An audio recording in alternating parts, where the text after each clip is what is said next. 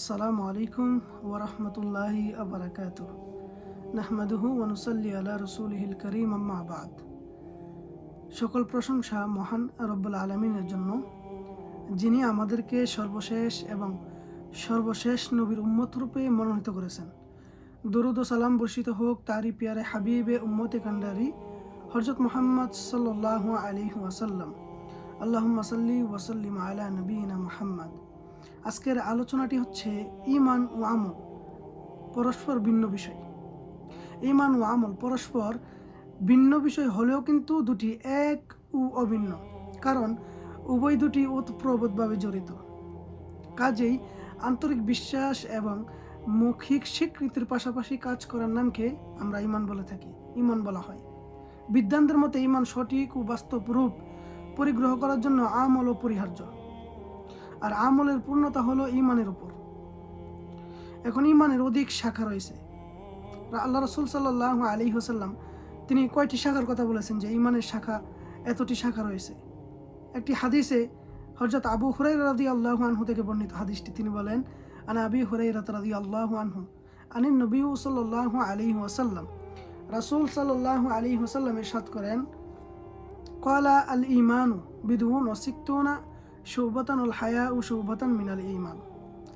আল্লাহ রাসূল সাল্লাল্লাহু আলাইহি ওয়াসাল্লাম বললেন যে ঈমানের 60টিরও অধিক বেশি শাখা রয়েছে এবং লজ্জা হচ্ছে ঈমানের অন্যতম একটি শাখা।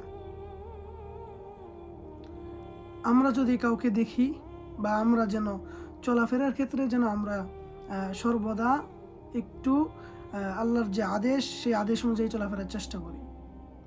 আমরা যেন পরস্পর ভাই হয়ে অন্য ভাইকে কোনো বিষয় নিয়ে লজ্জা না দিই। আমরা যেন পরস্পর বন্ধু হয়ে অন্য কোনো বন্ধুকে কোনো বিষয় নিয়ে ছোট না করি এবং লজ্জা না দিই।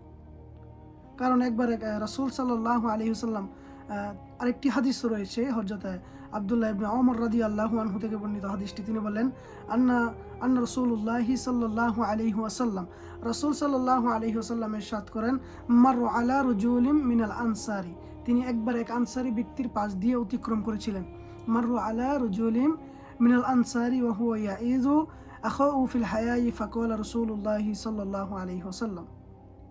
রাসূল সাল্লাল্লাহু আলাইহি ওয়াসাল্লাম দেখলেন ওই আনসারী ব্যক্তি তিনি তার ভাইকে কোনো বিষয় নিয়ে লজ্জা দিচ্ছিলেন।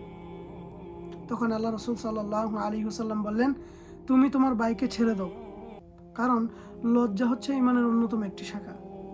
আজকে আমরা জানতে পেলাম যে লজ্জা এবং কাউকে কোনো বিষয় নিয়ে লজ্জা দেওয়া এটা আমাদের ঈমানের দুর্বলতা।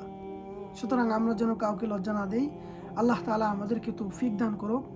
আমরা যেন সর্বদা আল্লাহ তাআলার দ্বীনের উপর চলতে পারি। আল্লাহ আমাদেরকে তৌফিক দান করুক। যদি আজকের আলোচনাটি আপনাদের কাছে ভালো লাগে, পরবর্তী আলোচনা নিয়ে আসবো ইনশাআল্লাহ। আসসালামু আলাইকুম ওয়া রাহমাতুল্লাহি তাআলা ওয়া বারাকাতুহু।